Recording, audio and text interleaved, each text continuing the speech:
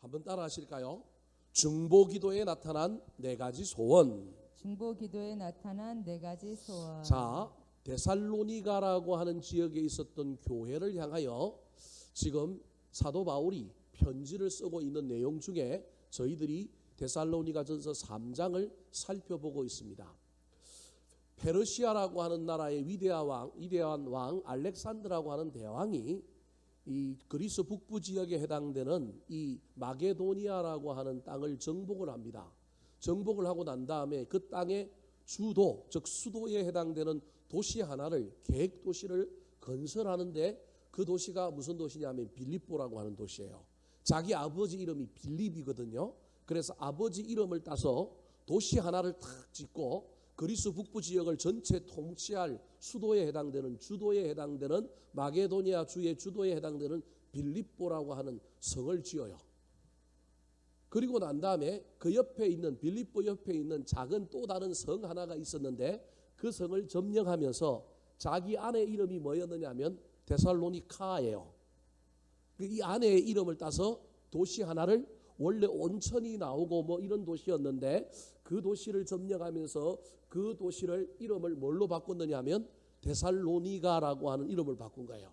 물론 이제 세계사를 공부해 보면 이 아내가 이복누이예요. 배다른 여동생인 거예요. 옛날에는 친족 간의 결혼이 유행했기 때문에 오늘날 우리의 사고에는 이해가 안 되지만 왕권을 강화하기 위하여 자기의 여동생을 자기 아내로 삼은 사람이 이 페르시아의 알렉산드라고 하는 대왕입니다. 이 사람이 이 빌립보와 데살로니가라고 하는 두 도시를 인접한 곳에 건설하고, 하나는 완전히 폐허에 의해서 계획도시로 건설하고, 하나는 있던 도시를 학대 재생산해서 만든 도시가 무슨 도시냐면 데살로니가라고 하는 도시예요. 바울 사도가 빌립보에서 복음을 전하다가 핍박을 받아서 그 다음 도시로 도망가서 거주했던 도시가 바로 이 데살로니가. 그러니까 가깝기 때문에 갈 수밖에 없었다라고 하는 것을 알 수 있는 거예요. 3주 동안의 복음을 전하여 교회를 세웠는데 또 핍박을 받아서 또 떠나야 됐는데 이 어린 교인들이 얼마나 자랄까, 어떻게 됐을까, 또 고난도 당한다는 소문을 듣게 되었는데 너무너무 궁금한 거예요. 근데 가보고 싶은데 가보지는 못하고, 그런데 들려오는 소문에 의하면 소문이 기가 막힌 거예요. 너무너무 신앙생활을 잘하고 있는 거예요. 그게 1장과 2장의 내용인 거예요. 그런데 그 소문을 듣고 그냥 만족하고만 있을 수가 없어서 본인이 한두 번 정도 이 데살로니가에 다시 들어가서 이들을 향하여 하나님의 말씀을 전하고 복음을 전하고 교회를 잘 세우고 싶었는데 악한 마귀가 못 가게 만드는 거예요. 물론 이 악한 마귀가 직접 한 건 아니고 제가 보기엔 유대주의자들이나 또는 로마 사람들을 동원하여 이 소위 말하는 지명수배가 내려져서 이 바울 사도가 다시금 데살로니가로 돌아가는 일이 힘들게 되었던 것 같아요. 그래서 누구를 보내느냐 하면 디모데라고 하는 사람을 보내는 거예요. 아마도 디모데는 헬라인이었기 때문에 이 지명수배의 명단에서 빠졌던 것 같아요. 그래서 디모데는 들어갈 수 있어서 디모데를 보내어서 이들이 어떻게 신앙생활을 하고 있는지, 진짜 소문이 진짜인지 파악을 하게 만들었는데, 디모데가 돌아와서 그 소문이 진짜라는 거예요. 그 소식을 전해주는데 그 소식을 듣고 있는 바울 사도가 얼마나 기뻤는지 모릅니다. 그 바울 사도의 기쁨을 소개하고 있는 내용이 바로 오늘 본문 앞에 나오는 3장 9절 말씀입니다. 자, 같이 한번 읽어볼까요? 시작. 우리가 우리 하나님 앞에서 너희로 말미암아 모든 기쁨으로 기뻐하니 너희를 위하여 능히 어떠한 감사로 하나님께 보답할까. 신앙생활을 잘하고 있고 고난 가운데서도 교회가 세워져 가고 있던 이 놀라운 소식을 듣고 바울 사도가 너무 기쁜 거예요. 그런데 이 기쁨을 어떻게 해석하고 있느냐 하면, 너희들을 이렇게 신앙생활 잘하게 하고 또 너희들에게 좋은 소문이 들려오고 나에게 기쁨이 충만하게 하신 이 모든 것은 사실은 뒤에 누가 계시다? 하나님이 계셨다. 하나님이 하셨다. 물론 너희들도 대견하지만 하나님께서 은혜를 주시고 하나님께서 너희를 보호해 주셔서 그렇다. 그러면서 하나님께 어떤 감사로 보답할까? 여러분, 이게 진정한 신앙인의 모습입니다. 우리의 열심, 우리의 공로, 우리의 수고로 말미암아 무엇인가 이루어져도 그 뒤에 그것을 이루게 하신 분이 누구냐 하면 하나님이다라고 하는 사실을 기억하여 하나님께 감사하는 거예요. 바울 사도의 이 감사는 또 다른 의미로 하나님께서 내가 감사하니 나 바울이 데살로니가 교인을 대신하여 하나님께 감사하니 하나님께서는 저 데살로니가 교인들에게 더 감사할 제목이 넘치게 해 주십시오라고 하는 의미가 담겨 있는 거예요. 여러분, 그래서 감사가 얼마나 중요한지 몰라요. 감사에는 신앙의 고백이 담겨 있을 뿐만 아니라 감사는 미래의 문을 여는 놀라운 능력이 있습니다. 그래서 영국에 가면 웨스트민스터 사원이라고 하는 유명한 기독교의 그 오늘날 유산과 같은 사원 하나가 있는데, 거기에 우리 소요리 문답, 대요리 문답 그런 것들이 원래 거기서 이제 다 만들어졌는데, 거기 입구에 뭐라고 써 있냐면 think and thanks라고 적혀 있어요. 그러니까 생각하고 뭐 하라고요? 감사하라. 그러니까 감사는 아무나 할 수 있는 것이 아니라 깨달은 자, 은혜 받은 자, 생각하는 자가 할 수 있고, 의지적으로 감사할 거리를 찾아서 감사해라라고 하는 의미로 think and thanks라고 적어놨다라는 거예요. 감사가 얼마나 중요한지 모릅니다. 근데 사도 바울이 하나님께 감사를 하다가 감사를 넘어서 뭘로 가느냐 하면 중보기도로 넘어갑니다. 바울 사도의 중보기도가 사실은 10절부터 시작되고 있습니다. 자, 10절 말씀 같이 한번 읽어볼까요? 시작. 주야로 심히 간구함은 너희 얼굴을 보고 너희 믿음이 부족한 것을 보충하게 하려 함이라. 감사 기도자였던 사도 바울이 감사하다 보니 감사를 넘어서서 이제 뭐 하느냐 하면 중보 기도자로 변하기 시작했는데, 그의 중보 기도를 설명하고 있는 두 단어가 10절에 나옵니다. 주야로라고 하는 단어와 그 다음에 심히라고 하는 단어입니다. 얼마나 마음을 다하여 간절하게, 얼마나 열심을, 얼마나 사랑하는 마음을 가지고 데살로니가 교회 교인들을 위하여, 그 교회와 교인들을 위하여 기도했는지를 잘 보여주고 있는 단어가 주야로라고 하는 단어와 그 다음에 심이라고 하는 단어입니다. 사랑이 없으면 절대 할 수 없는 중보기도의 모양이 저기 나타나고 있는 거예요. 진실하게 기뻐서 감사할 뿐만 아니라 기쁨, 감사, 그 다음에 넘어서서 뭐라고 있느냐 하면 간절하게 중보기도하고 있는 모습이 사도 바울의 모습인 거예요. 그런데 얼굴을 보고 너희 믿음이 부족한 것을 뭐하게 하려 함이라? 보충하게 하려 합니다. 그러면 믿음을 보충한다라고 하는 저 의미 속에는 믿음이 부족하다. 근데 믿음이 부족한데 무슨 좋은 소문이 들려오고 뭐 기쁨을 주고 그렇게 설명할 수 있느냐, 그렇게 말할 수 있는데, 저게 이제 한글 번역으로는 조금 부족한 번역입니다. 옛날 성경에는 너희 믿음의 온전함을, 저 보충이라고 하는 것을 온전하게 하려고 이렇게 번역하는 것이 옛날 번역인데, 옛날 번역이 훨씬 더 좋은데 저걸 너무 헬라어에 집중하다 보니까 저 보충이라고 하는 단어로 썼는데, 원래는 뭐가 맞느냐 하면 뭔가 부족하다라고 하는 이야기가 아니라, 여러분 신앙의 단계가 있는데 단계마다의 완결성, 단계마다의 그 어떤 깊은 내공, 그건 데살로니가 교인들에게 부족함이 없다라는 거예요. 그런데 이 단계가 그 다음에 무슨 단계로 올라가야 되느냐면 다음 단계로 넘어가야 할 필요는 있다라는 거예요. 그런 의미에서 저기 부족한 것을 보충이라고 하는 의미로 썼는데, 저래버리면 이해하는 사람들이 뭐라고 이해하느냐 하면 데살로니가 교인들의 뭐 믿음이 문제가 있고 신앙생활에 뭐가 문제가 있어서 막 그걸 좀 어떻게 좀 가르쳐 주려고 하는구나 라고 하는 의미로 이해될 수 있는데, 그런 의미가 아니라 지금 현재 수준, 즉 교회가 설립된 지 3주 또는 뭐 조금 지나서 한 5개월 정도밖에 안 된, 1년도 채 안 된 교회치고는 신앙생활을 잘 하고 있지만 거기에 만족하면 안 되고, 이 신앙은 뭐 해야 되느냐 하면 성장하고 성숙해야 된다는 거예요. 지금은 너무너무 멋지다는 거예요. 주일학교 신앙으로는 괜찮고 청소년 신앙으로는 너무 멋지고 청년 신앙으로도 너무 멋지지만 거기서 머물러 있으면 안 되고, 그 다음에 장년 신앙으로 성장하고 성숙하는 데 필요한 것을 내가 너희들에 공급하게 하기 위하여 만나고 싶은 마음이 간절한데 못 만나니 이제 내가 주야로 심히 뭐 한다고요? 간구한다. 그러니까 만나서 보충하는 것을 못하니 이제 뭐라도 해야 되겠다? 주야로 심히 간구라도 해야 되겠다. 그런 마음으로 지금 중보 기도하고 있는 내용이 오늘 본문 말씀인 11절부터 13절의 내용입니다. 이 중보기도의 끝이 13절에 뭘로 끝나느냐 하면 원하노라로 끝납니다. 그래서 이 기도 안에는 사도 바울이 데살로니가 교회 교인들을 향한 소원, 소망, 희망, 간절한 기대가 이 기도 안에 들어있는 겁니다.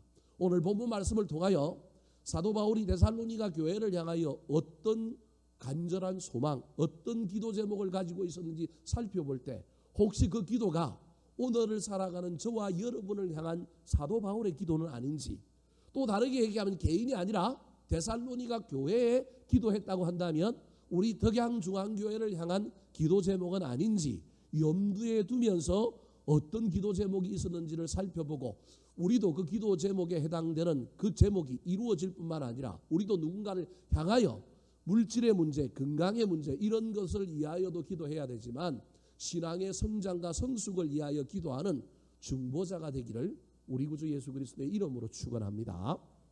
자, 그렇다면 데살로니가 교회를 향하여 기도했던 이 바울 사도의 기도는 어떤 기도일까요? 바울 사도의 중보 기도에 나타난 바울 사도의 소원은, 소망은 어떤 것이었을까요? 첫 번째입니다. 따라하시겠습니다. 길을 열어 주옵소서. 길을 열어 주옵소서. 길이 막힌 자들에게 길을 열어달라고 기도하는 것 대단하게 중요한 일입니다. 이 기도는 어쩌면 데살로니가 교회 교인들을 향하여 기도하고 있는 것이 아니라 자기 자신의 소망이 들어있는 기도일 수 있습니다. 근데 문자적으로는 자기 자신을 향하여 자기 자신의 소망을 투영한 기도지만 이 기도는 자세히 살펴보면 누구를 향한 기도일 수도 있느냐 하면 데살로니가 교회 교인들을 향한 기도일 수도 있습니다. 자, 어떻게 그렇게 해석할 수 있을까요? 먼저 11절 말씀을 읽어보고 이 두 가지를 한꺼번에 좀 살펴보도록 하겠습니다. 자, 11절 말씀입니다. 시작. 하나님 우리 아버지와 우리 주 예수는 우리 길을 너희에게로 갈 수 있게 하시오며. 자, 지금 기도의 대상을 누구에게 이야기하고 있냐 하면 하나님, 우리 아버지, 우리 주 예수, 이분만이 뭘 열어주실 수 있는 분이라고요? 길을 열어주실 수 있는 분이라는 거예요. 여러분, 길을 열어주시는 분에게 길을 열어달라고 얘기해야 됩니다. 여러분의 길이 막혔습니까? 그러면 누가 길을 열어주시는지 깨닫고 그분에게 길을 열어달라고 해야 합니다. 길을 열어달라고 얘기하면서 우리 길을 너희에게로 갈 수 있게 하시오며, 이게 첫 번째 기도입니다. 사도 바울은 편지를 보내기도 하고 사람을 보내기도 하고 수많은 선교사에게서 그가 했던 많은 일들이 있지만 반드시 그가 1, 2, 3차 선교 여행을 하면서 갔던 데를 또 방문했던 경우들이 허다합니다. 그것은 어떤 의미가 있느냐 하면 인격적으로 만나는 만남이 훨씬 더 소중하고 효율적이고 훨씬 더 의미가 있다라는 것을 말하고 있기 때문에 그렇습니다. 코로나19로 말미암아 어려운 시절을 살아가고 어쩔 수 없이 대면 예배가 아니라 온라인으로 집에서 예배를 드릴 수밖에 없습니다. 지금 정부가 오늘도 저는 몇 총의 전화를 받고 또 문자도 받고 여러 가지 또 공문도 받는데요. 다음 주부터 2주간 교회는 전면 온라인 예배로 바꾸라고 지금 이제 얘기들이 나오고 있습니다. 이미 국가는 발표했고요. 이제 우리 교단하고 몇 개의 교단들이 나서서 이걸 좀 어떻게 하면 좀 낮출까. 지금 현재로 하면 아예 예배를 드릴 수가 없습니다. 아마 단속이 나올 거고요. 아예 예배를 못 드리고 소수의 사람들만 모여서, 그러니까 저하고 전도사님들하고 우리 장로님들하고 우리 방송실하고 그다음에 헌금위원 정도, 제가 보기에 헌금위원도 아마 금지할 가능성이 많습니다. 그래서 예배를 다음 주와 다다음 주, 오는 내일 말고 내일 모레 말고 그다음에 우리 그다음 셋째 주와 넷째 주는 그렇게 드려야 할 판입니다. 확진자들이 워낙 많고요. 젊은 친구들을 통하여 델타 변이 바이러스가 전파되는 속도가 워낙 세다 보니까 너무 힘든 거예요. 내일 7급 공무원 시험이 있는데 저 공무원 시험을 지금 볼지 안 볼지 지금 저거 갖고도 지금 야밤에 지금 또 회의를 한다고 하는데 우리 원정이가 내일 시험을 봐야 되는데 어떻게 할지 모르겠네요. 하여튼 지금 막 현재까지는 본다고 했는데 저걸 어떻게 할 거냐 이런 부분에 대한 고민이 있는 것 같아요. 월요일부터 시작되니까 해당이 안 되니까 보자 그러고요. 또 한쪽에서는 저러다가 저기 시험 장소에서 저 시험을 몇 시간 봐야 되는데 그 장소에서 또 혹시 감염자가 일어나면 어떡하나 이러면서 여러 가지 지금 문제들이 생기는 것 같아요. 그러면 이제 다음 주부터 이제 걱정이에요. 그래서 저도 지금 기도 중에 어떻게 해야 되나 지금 고민하고 있어요. 그래서 우리 교단은 지금 현재 정부와 교섭 창구를 열어놓고 지금 협상을 하고 있습니다. 예전에 우리가 했던 것 중에 1.5단계에서 몇 명까지 예배 드렸어요? 20명까지 예배 드리는 그건 해달라. 그래서 제가 보기엔 20명까지는 될 것 같아요.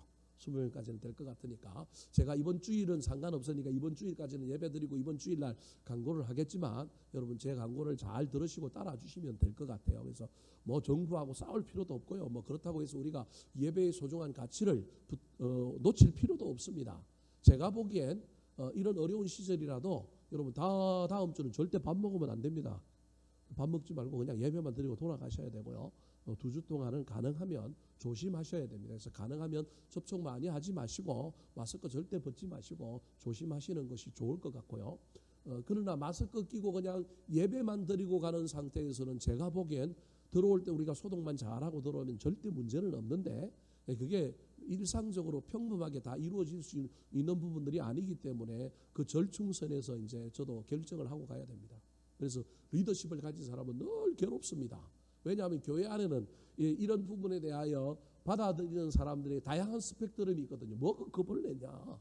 그런 사람이 있는가 하면 마음속에 부담이 되는 사람이 있단 말이에요. 교회는 다 아우르고 가야 되잖아요. 그래서 이제 저는 지금 현재까지는 제 나름대로 생각한 다음 주, 다다음 주 예배 주일 예배는 무조건 사수해야 되겠다.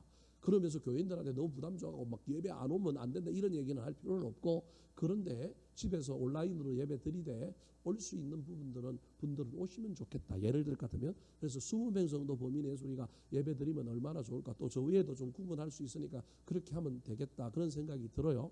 일단은 지금 현재까지의 보관은 그런 정도예요. 그래서 주중 예배는 어쩔 수 없이 좀 포기를 좀 해야 될 것 같고 주일 예배를 위하여 왜냐하면 주중 예배가 훨씬 더 안전한데 왜 주중 예배를 포기하려고 하느냐 하면 주중 예배를 드리는 순간 주민들이 민원을 내고 신고를 하다 보면 우리가 주일 예배를 드리려고 하는 것조차도 못하게 될 가능성이 훨씬 많기 때문에 그러는 거예요.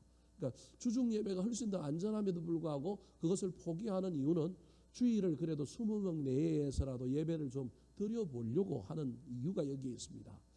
왜 목사님 그 교회에서 그 예배를 계속 드리려고 합니까? 라고 하는 문제에 대해서 질문하는 분들이 있을 수 있습니다. 뭐 여러 가지 이유가 있지만요. 영적인 차원에서 예배당을 비운다는 건 엄청나게 영적인 어려움이 있는 부분들이 있습니다. 우리 하나님이 시공간을 초월하여 존재하지만 그럼에도 불구하고 장소를 정해놓았다고 하는 것을 여러분 기억하셔야 합니다. 그래서 불가피한 어쩔 수 없는 상황 속에서는 그렇게 우리가 전쟁의 상황이라든지 이런 어려운 상황 같은 경우에는 조금은 멈추고 조금은 줄이고 조금은 온라인 예배로 드릴 수 있습니다. 그럼에도 불구하고 여전히 이 자리를 지키고 있는 사람은 필요하다고 생각하기 때문에 20명 정도만 국가와 잘 교섭하여 허락을 받으면 저는 그런 범위 내에서는 2번의 주일 예배를 드려야 되겠다 그런 생각을 가지고 있습니다. 분명히 이제 제가 오늘 방송을 했기 때문에 우리 교회를 전담하는 시청 직원이 있어요. 문화예술가 직원이 아마 지금 모니터를 하고 있을 텐데 제가 지금 발언할 때 모니터를 했으면 분명히 다음 주 중에 단속을 나올 거고 맡은 교회가 많기 때문에 다 체킹이 안 되기 때문에 이 얘기를 듣고도 그냥 모르고 지나가면 못 나올 거예요. 일단은 주중은 우리는 좀 예배를 좀 쉬어야 되겠다. 주중이 훨씬 더 안전함에도 불구하고 그러는 이유는 주변에 민원을 넣을 가능성이 있기 때문에 그러면 주일을 또 완전히 포기해야 될 어려움이 생길 수 있기 때문에 그런 방식으로 좀 가야 되지 않을까 하여튼 그런 생각을 하고 있습니다. 무슨 얘기를 하려고 이 얘기를 하고 있느냐 하면 그럼에도 불구하고 얼굴과 얼굴을 맞대는 것이 얼마나 중요한지를 사도 바울은 아는 거예요. 충분히 사람을 보내고 편지를 보내고 그럴 수 있지만 그건 부차적인 차원에서 또 다른 효율성을 높이기 위해서 하는 것이지만 사도 바울은 반드시 그가 갔던 교회들을 1차에 갔던 교회를 2차에 들르고 2차에 갔던 교회들을 3차에도 들릅니다. 물론 다 들르지는 않지만 문제가 있거나 꼭 가야 될 필요성이 있는 곳에는 꼭 가서 얼굴과 얼굴을 맞대고 사람들을 만나고 교회를 격려하고 지도자를 세우는 일들을 한 것입니다. 여러분 신앙은 그래서 저와 여러분이 개별적으로 인격적으로 누구를 만나는 거냐 하면 하나님을 만나는 겁니다. 이 시간 저와 여러분이 이 사도 바울의 기도를 통하여 우리 하나님 앞에 기도해야 될 것은 하나님 내가 하나님을 만나는 영의 길을 열어주십시오 기도해야 합니다. 사도 바울은 물리적인 길 데살로니가로 들어가서 데살로니가 교회 교인들을 만나는 그 길을 하나님께 열어달라고 우리 하나님께 아뢰었지만, 우리는 오늘날 저와 여러분이 먼저 해야 될 것은 하나님 만남의 그 길을 열어달라고 기도해야 합니다. 뿐만 아니라 여러분, 사도 바울이 이렇게 기도하는 이 기도 가운데, 길을 열어달라고 기도하는 가운데 가장 중요한 것은 뭐냐 하면, 길을 열어주시는 분이 하나님이기 때문에 길을 열어주시든 안 열어주시든 사도 바울은 누구의 인도를 따라가겠다라는 거예요. 하나님의 인도를 따라가겠다는 거예요. 내 마음대로 하겠다는 게 아니라는 거예요. 가게 하시는 분도 하나님, 못 가게 하시는 분도 하나님. 못 가게 하면 못 가게 하는 이유가 있고, 가게 하는 것은 가게 할 이유가 있기 때문에 내 임의대로 내 소견에 오른 대로 하지 않고 하나님의 인도하심을 따라서, 하나님의 사인을 따라서 가겠으니 하나님 사인을 주시고 하나님 깨닫게 하여 주시고 길을 열어 주시옵소서. 내 뜻대로 하지 마시고 하나님 뜻대로 하옵소서라고 하는 하나님의 인도하심을 구하는 내용이 이 안에, 이 기도 안에 들어있는 거예요. 다르게 얘기하면 데살로니가 교회 교인들도 이 기도를 통하여 이 편지를 받으면서 내가 하나님의 인도하심을 따라서 내 소견에 오른 대로 무모하게 내 마음대로 이 일을 하는 것이 아니라 민감하게 하나님의 인도하심에 귀를 기울인 것처럼 너희 교회도, 너희 성도들도 하나님의 인도하심을 따랐으면 좋겠다. 그 이야기가 이 이야기 안에 들어있다고 하는 것을 기억하셔야 합니다. 사랑하는 성도 여러분, 우리 덕양중앙교회가 하나님의 인도하심을 따라가는 교회가 되었으면 좋겠습니다. 우리 교회 교인들이 하나님의 인도하심을 따라가는 교인들이 되었으면 좋겠습니다. 내 마음대로 해석하고 내 뜻대로 막 내 생각대로 하나님의 뜻과 상관없이 내 마음대로 행하는 것이 아니라, 하나님이 막을 때는 이유가 있다는 걸 깨닫고 그 속에서 잠잠히 참고 견디고 인내하고 하나님의 뜻을 물을 뿐만 아니라 또 하나님께서 길을 열어주신다면 가감하게 도전하고 나아가야 될 것임을 깨닫고 그 길을 통하여, 열려진 길을 통하여 달려가는 주의 백성들, 교회가 되기를 우리 구주 예수 그리스도의 이름으로 축원합니다. 두 번째, 사도 바울의 기도는 어떤 기도일까요? 첫 번째 중보 기도에는 길을 열어달라고 하는 기도였지만, 이건 본인에게 해당되는 것이 훨씬 더 강한 뉘앙스지만, 이 이야기를 통하여 데살로니가 교회는 무엇을 또 교훈하고 있느냐 하면, 너희 교회도 나처럼 하나님의 인도하심을 따라 길을 따라가라는 거예요. 두 번째입니다. 따라 하시겠습니다. 사랑이 넘치게 하옵소서. 사랑이 넘치게 하옵소서. 여러분, 1장에서 데살로니가 교회를 향하여 사도 바울이 소문을 듣고 칭찬했던 것이 있습니다. 그때 데살로니가 교회를 규정하면서 뭐라고 규정했느냐 하면, 뭐가 있는 교회라고 이야기했느냐 하면 믿음의 역사, 사랑의 수고, 소망의 인내. 여러분 기억하십니까? 이게 데살로니가 교회의 특징이에요. 믿음의 역사라는 건 살아있다라는 거예요. 움직인다라는 거예요. 과거의 역사로 끝나는 것이 아니라 현재도 믿음이 살아있다. 이게 믿음의 역사예요. 옛날에는 믿음이 좋았는데 오늘은 믿음이 그냥 막 시들시들한 믿음. 그래서 왕년의 신앙이 아니라 이 데살로니가 교회는 믿음이 살아있다라는 거예요. 그게 믿음의 역사예요. 근데 믿음은 믿음으로만 존재하는 것이 아니라, 믿음은 반드시 뭐와 함께 동행하느냐 하면 사랑과 함께 동행하는데, 믿음이 있노라 하면서 사랑이 없으면 그건 가짜인 거예요. 그래서 믿음이 살아있는, 믿음이 역사하는 교회라고 한다면 그 안에는 뭐가 있느냐 하면 사랑이 있는데, 이 사랑은 할만해서 하는 것이 아니라 반드시 이를 악물고 수고함으로 하는 거라는 거예요. 희생하면서 헌신하면서 하는 게 사랑이라는 거예요. 이걸 누가 하고 있느냐 하면 데살로니가 교회 교인들이 하고 있는 거예요. 그러니까 할만해서, 능력이 돼서, 그냥 여건이 되어서 그냥 사랑하는 게 아니라요, 어려움에도 불구하고 이를 악물고 수고롭게 사랑하는, 이게 진짜 믿음인 거예요.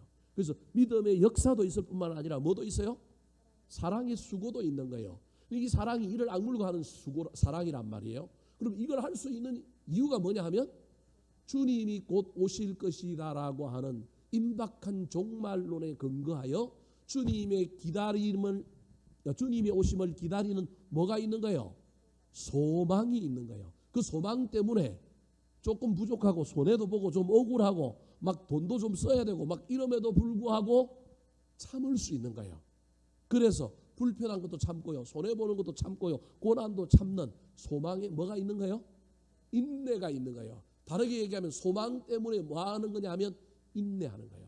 그래서 믿음, 소망, 사랑이 있는 교회가 무슨 교회예요?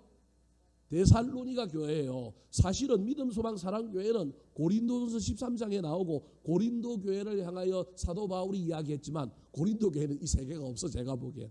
근데 진짜로 이 세 개가 있었던 교회는 어디라고요?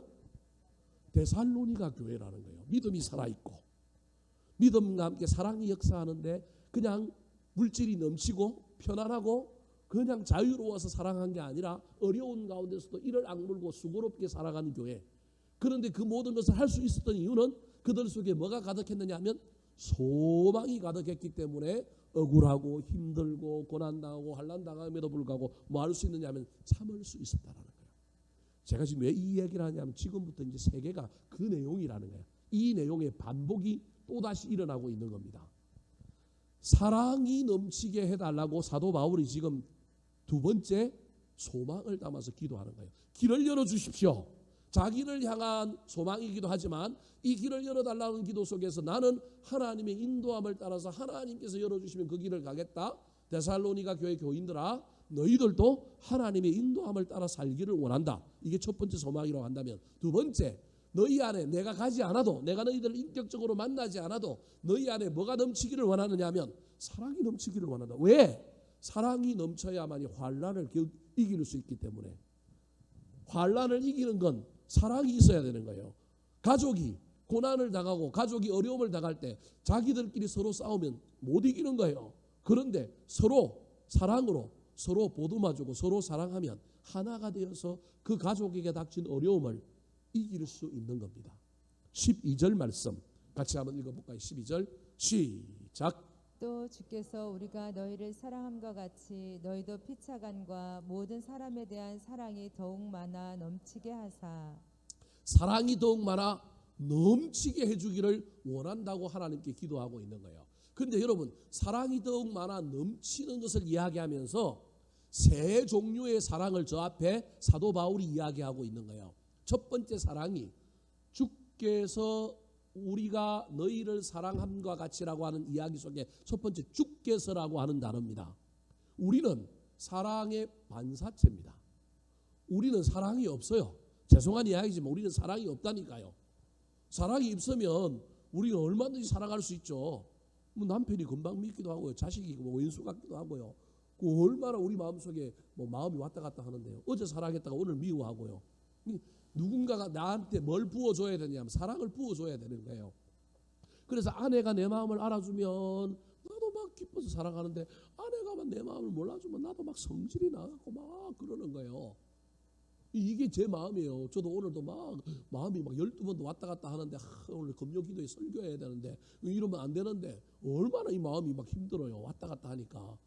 여러분 그 말은 내 안에 상대방을 통하여 내가 사랑하기도 하고 미워하기도 하는데 그것을 하지 않으려면 일관적으로 계속해서 사랑을 하려면 위로부터 사랑이 나한테 뭐 해야 되느냐 하면 부어져야 하는 거예요. 그걸 뭐라고 이야기하면 주께서 사랑함과 같이. 자, 주께서 우리가 너희를 사랑함과 같이 할 때 저 우리가 너희를라고 하는 단어를 빼고 주께서 뭐함과 같이 사랑함과 같이 하나님의 사랑이 먼저 나한테 와서 바울 사도인 나에게 와서 내가 그 사랑이 넘쳐서 우리가 너희를 그 다음에 뭐예요? 사랑한다. 그러니까 하나님 사랑이 첫 번째고 두 번째 사랑이 뭐예요? 목회자로서 선교사로서 우리가 너희를 뭐 하는 거예요? 사랑하는 거예요. 이건 지도자가 따르는 사람들을 사랑하는 것, 성도가 사랑하는 것, 부모가 자식을 사랑하는 것. 그러니까 하나님 사랑이 첫 번째고 그 다음에 우리 가족 또는 공동체 안에서 누군가를 사랑하는 것. 근데 그걸 넘어서서 그 다음에 세 번째는 무슨 사랑이에요? 피차간의 모든 사람에 대한 사랑이 더욱 많아지기를 원하는 기도를 하는 거예요. 그러니까 바울 사도가 기도하는 건 하나님이 너희들에게도 사랑을 부어주시고 그 다음에 사랑받은 사람이 다른 사람에게도 사랑을 또 나누어 주고 그런데 또 사랑받은 사람이 우리끼리 말고 공동체 안 말고 데살로니가 교회 교인들 말고 데살로니가라고 하는 도시에 있는 믿지 않는 사람들 피차간 모든 사람에 대한 사랑이 많아져야 전도가 되고 사랑이 많아져야 교회가 부흥하고 사랑이 많아져야 예수 그리스도의 복음이 전해진다는 거예요. 그러니까 모든 사랑의 시작이 우리는 착각할 때가 많은데 나는 부모이기 때문에 나는 예수 믿기 때문에 내 안에 사랑이 가득하다고 이야기하지만 우리는 뭘 받아야 하는 존재냐면 사랑을 받아야 하는 존재인 거예요. 그래서 예배를 드리고 신앙생활을 하는 이유 중에 하나가 인간으로 사랑할 수 없을 때, 용납되지 않을 때, 이해되지 않을 때 하나님의 사랑 속에서 영적으로 민감하여 하나님이 오셔서 자꾸 나의 마음을 시비를 걸고 야, 너 삐져 있지 마. 너 남편 미워하지 마. 너 아내 너무 그렇게 싫어하지 마. 너 저 상대방 무슨 집사 무슨 건사 그거 싫어하지 마. 하나님 자꾸 내 마음을 막 건드린다니까요. 여러분 영적으로 깨어있고 민감하면 민감할수록 하나님이 오셔서 자꾸 나를 건드리기 때문에 저와 여러분이 그 속에서 괴로워하고 힘들어하다가도 마음을 바꾸기도 하고 그래요. 근데 억지로 바꿔지나요? 안 바꿔지죠. 근데 하나님의 은혜가 갑자기 막 밀려오면 이해 안 되는 것이 이해되고 용납 안 되는 것이 용납되고 그러는 거예요. 그래서 여러분 용납이 안 되고 이해가 안 되면 하나님께 매달려야 합니다. 하나님 나한테 좀 은혜를 부여주셔서 저 인간이 좀 이뻐 보이게 해주시고 하나님 저 사람이 좀 나한테 좀 나를 대적하고 나를 힘들게 했는데 주님께서 나한테 폭포수 같은 은혜 놀라운 은혜를 부어주셔서 저 인간 하나도 안 변했는데 내 마음이 좀 바뀌게 해주십시오. 기도해야 됩니다. 여러분 인간의 마음이 우리 마음대로 되나요? 안 되잖아요. 그래서 예배를 드리고 그래서 저와 여러분이 말씀을 읽고 그래서 저와 여러분이 기도하고 저와 여러분이 종교적인 어떤 신앙의 행위들을 해야 되는 이유 중에 하나가 그건 거예요. 인간은 반드시 조건적이에요. 네가 변해봐. 내가 변할게. 네가 나한테 뭘 잘해줘봐. 저도 목회자인데도 설교를 이렇게 하는데도 막 상대방을 향하여 지적하고 난 다음에 그것이 바뀌면 내가 어떻게 하겠다. 이게 인간의 본질이란 말이에요. 그런데 어쩔 수 없이 말씀을 준비하고 어쩔 수 없이 설교를 하다 보면 하나님이 마음을 만지는 거예요. 이게 깊어지면 은혜가 되고요. 안 깊어지면 불편해가지고 설교하기도 힘들고. 왜냐하면 하나님이 나한테 시비를 걸어오시는데 내가 그것에 막 은혜가 넘쳐가고 그걸 싹 받아들이면 되는데 못 받아들이니까 여전히 이 마음이 막 불편하는 거예요. 여전히 미운 거예요. 여전히 싫은 거예요. 근데 하나님께서 너 그러면 안 되지라고 하는 양심은 살아있게 만들어갖고 막 이걸 두 개 다 보이는 거예요. 해야 할 일과 가야 할 길과 미워하는 것과 이게 두 개가 다 보이는 거예요. 근데 가야 할 길은 갈 힘이 없어. 미운 인간은 여전히 미워. 이 사이에서 고민하는 거예요.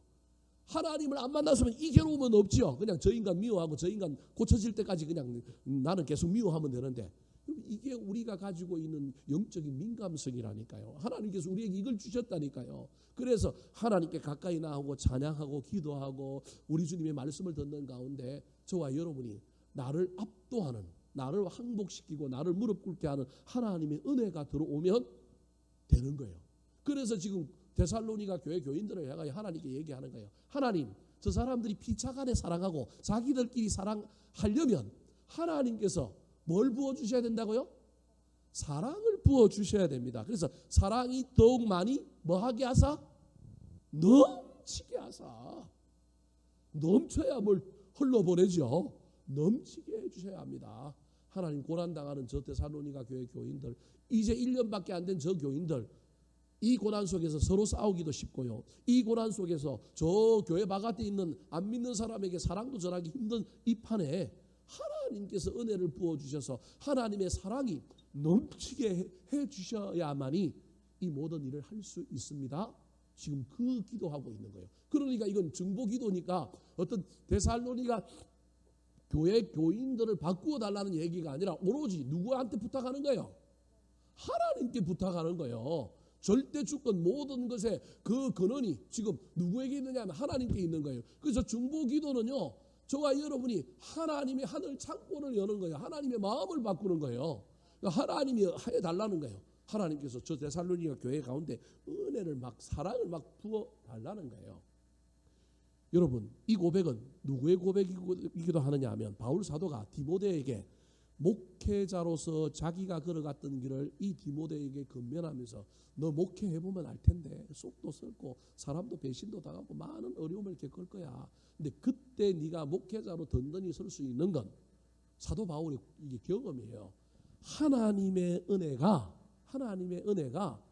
믿음과 사랑과 함께 내 안에 풍성하게 넘칠 때 나는 막 맞을 뻔도 하고 죽을 뻔도 하고 배신도 당하고 반대도 당했는데도 불구하고 난 여전히 그 일을 하고 있더라. 너도 그랬으면 좋겠다.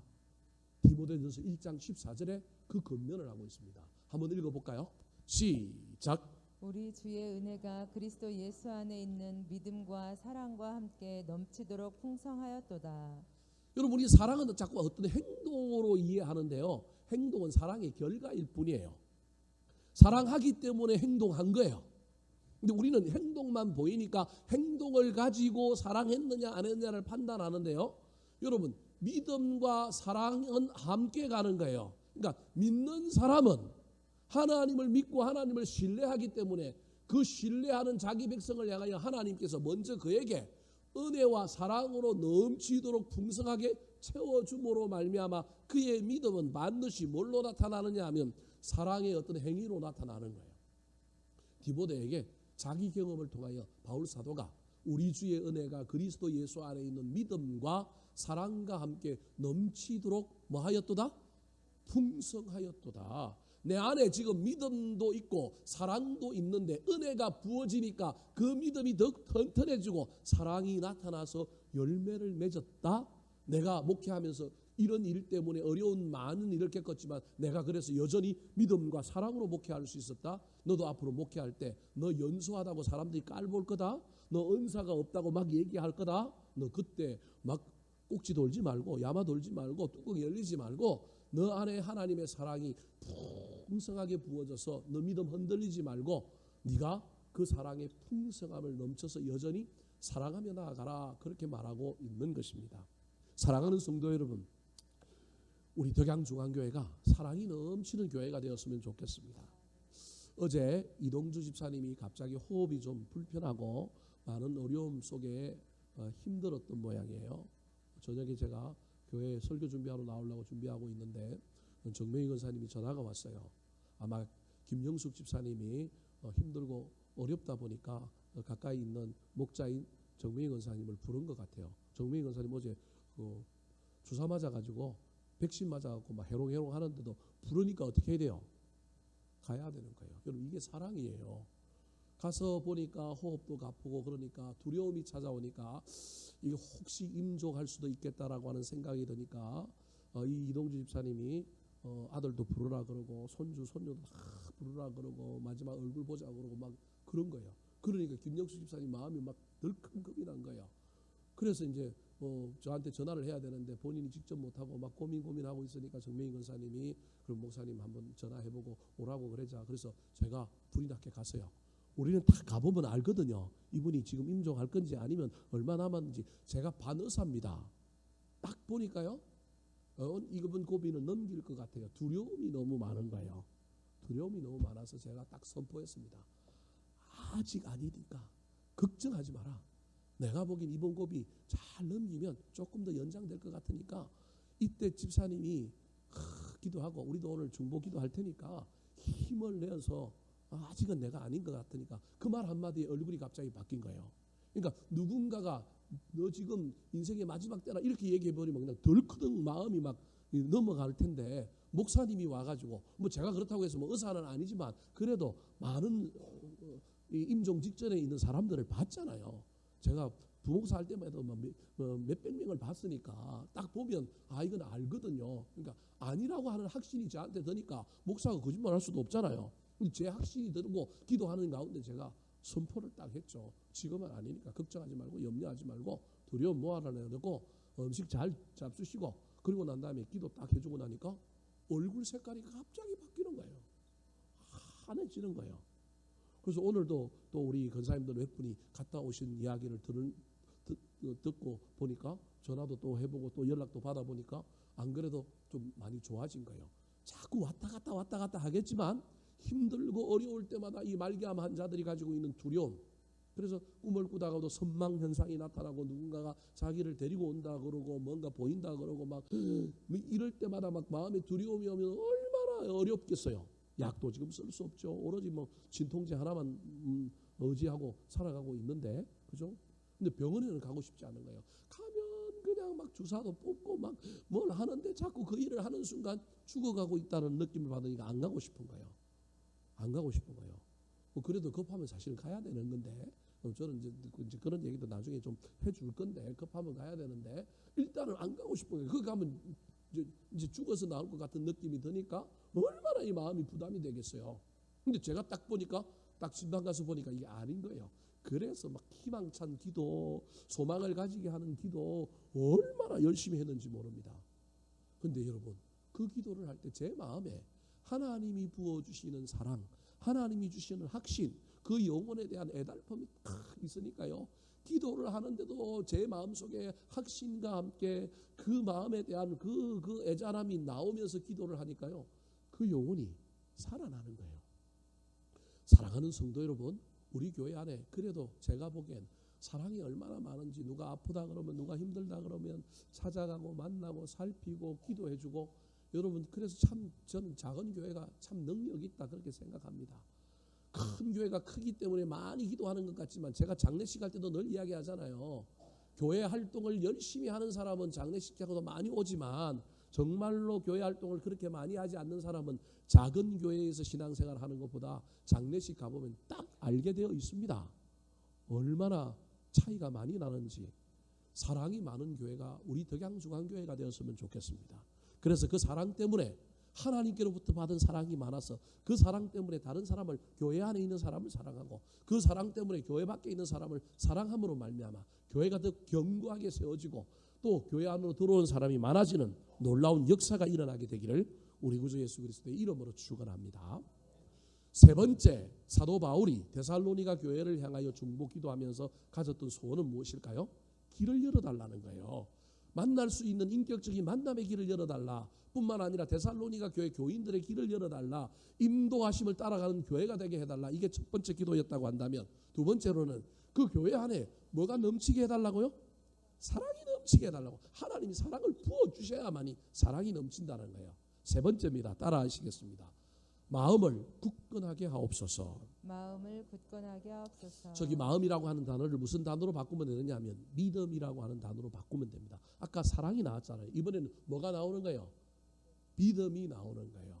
자, 13절 말씀 같이 한번 읽어볼까요? 13절입니다. 시작. 너희 마음을 굳건하게 하시고 우리 주 예수께서 그의 모든 성도와 함께 강림하실 때에 하나님 우리 아버지 앞에서 거룩함에 흠이 없게 하시기를 원하노라. 자, 13절은 두 개로 나누어져 있는데, 첫 번째가 너희 마음을 뭐하게 하시고? 굳건하게 하시고. 마음이 굳건하다, 마음이 흔들리지 않는다라고 하는 말입니다. 마음은 다른 말로 표현하면 아까도 얘기했듯이 믿음입니다. 고난 가운데 있는 데살로니가 교인들이 믿음이 흔들리면 안 되는 거예요. 그 믿음의 핵심은 하나님 살아계시다, 하나님 우리를 보고 계신다, 하나님 우리를 사랑하신다, 합력하여 선을 이룰 것이다 라고 하는 그 믿음이 흔들리면 안 되는 거예요. 마음이 흔들리면 믿음이 흔들리고, 믿음이 흔들리면 모든 것이 다 흔들리게 되어 있습니다. 사랑하는 성도 여러분, 특별히 고난 가운데 살아갈 때, 문제 가운데 살아갈 때 우리 그리스도인들은 절대 믿음이 흔들리면 안 됩니다. 무엇인가를 선택하고 들어갈 때도, 또 어려운 일을 만날 때마다 저와 여러분이 반드시 심지가 견고하여 반석 위에, 바위 위에 굳건하게 서서 하나님을 의지하고 요동하지 않으면 됩니다. 세상이 요동할 때 내가 요동하면 여러분 더 힘듭니다. 그런데 내가 요동하지 않으면 문제가 없습니다. 배멀미를 많이 하는 사람들, 낚시하러 가보면요, 멀미하는 사람들 반드시 생깁니다. 근데 멀미할 때 늘 처방이 뭡니까? 뭐 귀 밑에 붙이는 거예요? 뭐 귀 밑에도 붙여야 되지만, 멀미하는 사람들하고 배 사람들이 어디를 보라 그래요? 멀리 보라 그러잖아요. 여러분, 그게 아무것도 아닌 것 같지만 여러분, 멀리 보라는 얘기가 그게 무슨 말이에요? 멀리 보면, 가까이 보면 흔들리는 것 속에서 나도 따라 뭐 하는 거예요? 왔다 갔다 하다 보니까 내 골이 흔들리는 거예요. 나의 이 평행 감각이 흔들려서 멀미를 하는 거예요. 근데 멀리 보면 나는 움직이더라도 멀리 있는 것은 움직임이 적잖아요. 흔들리지 않잖아요. 그래서 멀리 보고 먼 산을 보라고 자꾸 이야기하는 거예요. 먼 산을 보라고. 멀미하는 사람이 여러분 누워 있으면 멀미 안 할 것 같아요? 누워 있어 봐요. 배가 어떻게 해요? 꿀렁꿀렁하니까 자기도 뭐 해요? 같이 꿀렁꿀렁합니다. 그래서 그렇게 멀미하는 사람은 나중에 반드시 뭘 해야 조금 나아지느냐 하면 토해야 나아지는 거예요. 토해야만이 나아지는 거예요. 영적으로도 마찬가지입니다. 저와 여러분이 흔들리는 상황 속에 있을 때 우리의 시선은 멀리 있어야 돼요. 영혼의 관점에 저 천국에 있어야 되고요, 하늘나라에 있어야 되고요, 하나님을 바라보는 시선이 있어야 되는 거예요. 그게 뭐예요? 믿음인 거예요. 현재를 보는 것이 아니라 먼 미래 합력하여 설을 이루실 하나님, 나를 소원의 항구로 인도하실 하나님, 저 멀리 바라보고 하나님 살아계시니까, 하나님 나를 사랑하시니까, 이 고난 인하여 더 빨리 가고 더 멀리 가게 하실 걸 믿으니까 이 고난 속에서 가는 거예요. 근데 악한 마귀는 자꾸 와서 우리의 마음을 덜 쑤셔 놓는단 말이에요. 왔다 갔다 하게 만들고 불안하게 만들고 염려하게 만든단 말이에요. 거기에 저와 여러분이 흔들리지 마시고 마음을 굳건하게 하시기 바랍니다. 하나님을 향한 마음 굳건하게 하셔서 흔들리지 않아야만이 뭘 이길 수 있느냐 하면 고난을 이길 수 있는 것입니다. 데살로니가 교회 교인들을 향하여 바울 사도가 지금 하고 있는 것이 사랑이 넘쳐서 그 사랑 때문에, 하나님이 오신 사랑 때문에 서로를 의지해야 되지만, 이건 인간과 인간관계 속의 처방이라고 한다면, 궁극적인 처방은 하나님과의 관계 속에 하나님과의 관계가 흔들리지 않는 거예요. 사람들의 관계가 튼튼한 게 어떤 사랑이 넘치는 것이라고 한다면, 하나님과의 관계 속에 흔들리지 않는 믿음의 문제가 해결돼야 하는 것을 마음을 굳건하게 해달라고 기도하는 겁니다. 사랑하는 성도 여러분, 지금 하나님을 향한 여러분의 믿음은 어떻습니까? 미래에 대한 염려와 불안이 있습니까? 사업을 시작하신 분, 새로운 진로를 결단하신 분, 여러분 이 앞에 알 수 없는 길이 열려 있기 때문에, 어떻게 될지 모르기 때문에 얼마나 많은 두려움과 염려가 있습니까? 그럼에도 불구하고 멀리 보시기 바랍니다. 인도하실 하나님을 바라보시고 흔들리지 않는 믿음으로 그것을 통과함으로 말미암아 그 터널 끝에, 그 길 끝에 우리를 맞아주시는 하나님을 경험하는 저와 여러분 되기를 우리 구주 예수 그리스도의 이름으로 축원합니다. 마지막으로 데살로니가 교회를 향한 사도 바울의 중보기도에 나타난 소망은 무엇일까요? 첫 번째로는 길을 열어달라는 것, 두 번째로는 사랑이 넘치게 해달라는 것, 세 번째로는 마음을 굳건하게 해달라는 것, 즉 믿음이 흔들리지 않게 해달라는 것. 네 번째입니다. 따라하시겠습니다. 거룩함에 흠이 없게 하옵소서. 거룩함에 흠이 없게 하옵소서. 자, 13절 말씀 같이 한번 읽어볼까요? 13절 시작. 너희 마음을 굳건하게 하시고 우리 주 예수께서 그의 모든 성도와 함께 강림하실 때에 하나님 우리 아버지 앞에서 거룩함에 흠이 없게 하시기를 원하노라. 자, 거룩함에 흠이 없게 하시기를 원하노라. 그게 마지막 기도 제목이에요. 거룩함에 흠이 없는 거예요. 흠이 없는 것이 거룩함이죠. 그런데 거룩함에 흠이 없다라고 표현하고 있어요. 우리는 거룩을 어떻게 얘기하냐면, 우리는 그냥 예배하는 모습, 죄짓지 않는 모습, 경건한 모습, 이걸 지금 거룩이라고 얘기하는데요. 그 거룩에 뭐가 없게 해달라고요? 흠이 없게 해달라는 거예요. 그러니까 우리가 생각하는 거룩하고는 조금 결이 다른 의미가 저 안에 있는 거예요. 그러면서 그냥 하나님 우리 아버지 앞에서 거룩함에 흠이 없게 하시기를 원하노라 그러면 되는데, 너희 마음을 굳건하게 하시고 그 다음에 하나님 우리 아버지 앞에서 거룩함에 흠이 없게 하시기를 원하노라 그러면 되는데, 중간에 뭘 갖다 놨어요. 사실은 이 갖다 놓을 필요가 없잖아요. 거룩함에 흠이 없게 하시기를 원한다라고 한다면 중간에 저 노란색 글씨는 없어도 된단 말이에요. 근데 노란색 글씨를 갖다 놨다라는 건 노란색 글씨가 있어야만이 뒤에 나오는 거룩함에 흠이 없는 것이 뭐가 되느냐 하면 해석이 되기 때문에 갖다 놨다라는 거예요. 그러니까 우리가 생각하고 있는 거룩함과 흠이라고 하는 단어와 의미가 조금 다른 의미가 저 안에 있다라는 거예요. 그럼 자, 중간에 있는 노란색 글씨가 뭐예요? 우리 주 예수께서 그의 모든 성도와 함께 뭐 하실 때? 강림하실 때. 저는 다르게 얘기하면 예수님이 재림하실 때라고 하는 의미가 저 안에 들어있는 거예요. 여러분 신약 성경 27권 중에 재림에 대한 이야기는 몇 권의 성경책에 나오느냐 하면 23권의 성경책에 나옵니다. 그 재림이 언급이 안 된 성경책은 신약 성경에서 4권밖에 없는 거예요. 전부 재림이 언급되는 거예요. 근데 재미난 것은 재림할 때 누구와 함께 재림하시느냐면 강림하시느냐면 뭐와 함께 한다고요? 성도와 함께, 먼저 죽은 성도와 함께 강림하신다. 저 얘기를 하고 있는 거예요. 저 얘기 속에 지금 무슨 얘기가 담겨 있느냐 하면 먼저 죽은 사람이 있다라는 거예요. 먼저 죽은 사람들 중에 주님이 재림할 때 함께 일어나서 주님과 함께 오시는 사람들이 있다라는 거예요. 저 이야기 속에는 어떤 의미가 있냐면 죽은 사람들이 자연병사하여 죽은 사람이 아니고, 오해하지 말고 들으십시오. 그러면 우리는 저기 못 들어가냐? 아니, 모든 죽은 자들이 일어날 건데 저 이야기 속에 성도와 함께 강림하신다라고 할 때 지금 저 시대에 AD 45년 이 정도 시기에 50년대 이 시기에 로마의 핍박 속에 죽어갔던 사람들, 순교자들을 지칭하는 이야기가 저 안에 있는 거예요. 그래서 그 죽은 자들 속에는 오늘날의 개념을 좀 우리 모두 예수 믿다 죽은 사람이지만 저 시대에 저 성도와 함께라고 할 때 저 성도는 어떤 사람들이냐면 순교한 사람이라는 거예요. 그럼 순교한 사람은 뭘 지키려고 하다가 순교한 거예요? 믿음을 지키려고 하다 순교한 거예요. 그러니까 다르게 얘기하면 여러분 저 거룩함이라는 건 우리가 생각하는 홀리한 게 아니고 뭐와 관련이 있는 거예요? 믿음을 지키는 것과 관련이 있는 거룩이에요. 우리가 생각하는 어떤 종교적인 행위의 오늘날의 거룩이라는 관점이 아니고 저게 거룩에 흠이 없게 하신다라고 얘기할 때 저 거룩은 어떤 거냐 하면 성도와 함께 강림하실 때라고 하는 저 이야기 속에서 미리 죽은 선교자들과 함께 주님이 오실 때 우리도 그 순교자 그 사람들은 이미 죽어서 주님과 부활에 재림했지만 우리는 살아서 주님을 만날 때 먼저 죽은 순교자나 살아있는 순교자 무슨 말씀 이해되십니까? 죽은 순교자, 살아있는 순교자. 그게 지금 거룩에 흠이 없다라는 거예요. 다르게 얘기하면 살아서 고난은 고난대로 당하고 손가락질은 손가락질 당하고 어려운 일을 당하지만 뭘 지킨 거예요? 믿음을 지켰다는 거예요. 이게 살아있는 순교자인 거예요. 그 사람들을 향하여 거룩함에 뭐가 없다고요? 흠이 없다라고 표현하고 있는 거예요. 그러니까 막 예배를 잘 드리고 막 이런 의미가 아니라 여러분 믿음을 지킨 사람이라고 하는 의미가 있는 거예요.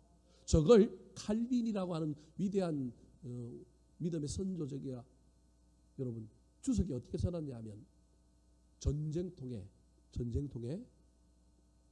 전쟁에 간 남편을 아내가 기다리고 있는 거예요.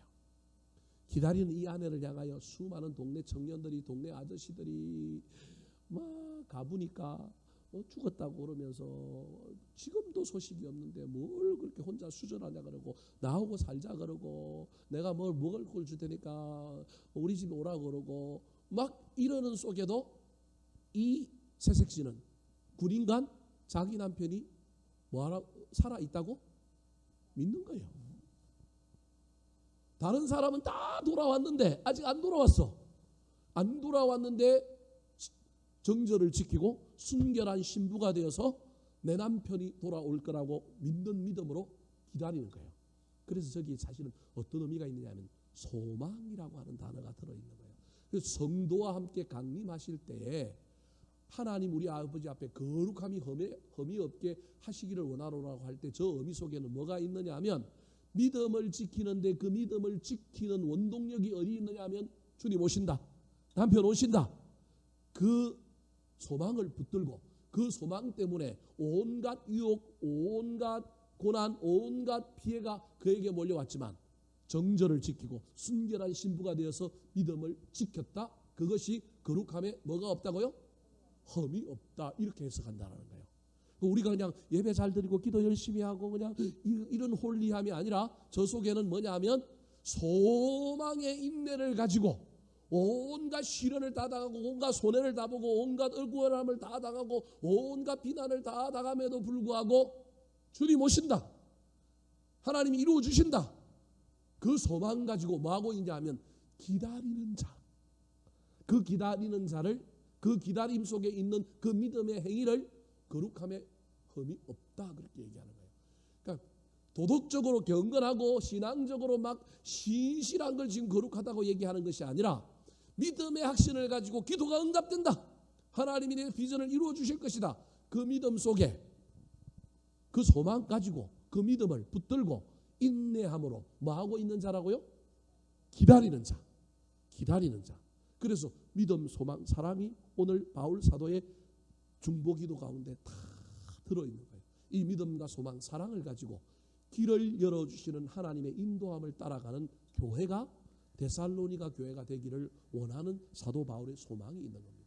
사랑하는 성도 여러분, 이것은 오늘을 살아가는 저와 여러분, 우리 덕양중앙교회를 향한 바울 사도의 기도일 수도 있습니다. 지금 저와 여러분에게 흔들리지 않는 믿음이 있습니까?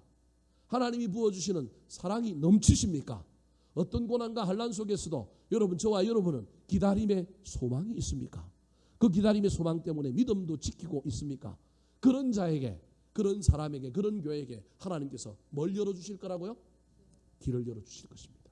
그 길을 열어주셔서 하나님도 만나게 하시고 복도 만나게 해주시고 하나님께서 놀라운 만남의 복을 허락해 주실 것을 믿고 저와 여러분이 믿음과 소망, 사랑을 가지고 길을 열어주시는 그 길을 통하여 나아가는 아름다운 신앙 인생들이 되기를 우리 구주 예수 그리스도의 이름으로 축원합니다. 한번 따라 하실까요? 중보기도에 나타난 네 가지 소원. 중보기도에 나타난 네 가지 소원. 길을 열어 주옵소서. 길을 열어 주옵소서. 사랑이 넘치게 하옵소서. 사랑이 넘치게 하옵소서. 마음을 굳건하게 하옵소서. 마음을 굳건하게 하옵소서. 거룩함에 흠이 없게 하옵소서. 거룩함에 흠이 없게 하옵소서.